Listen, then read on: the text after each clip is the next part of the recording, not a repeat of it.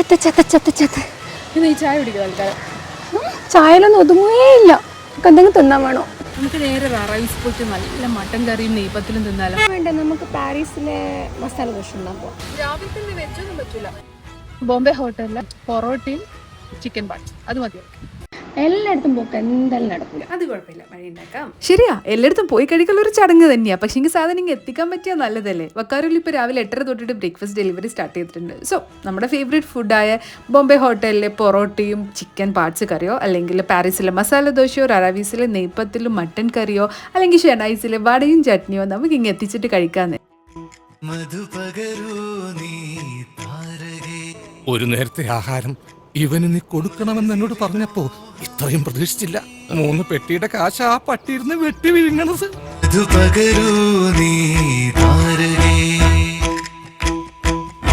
മനസ്സിലെ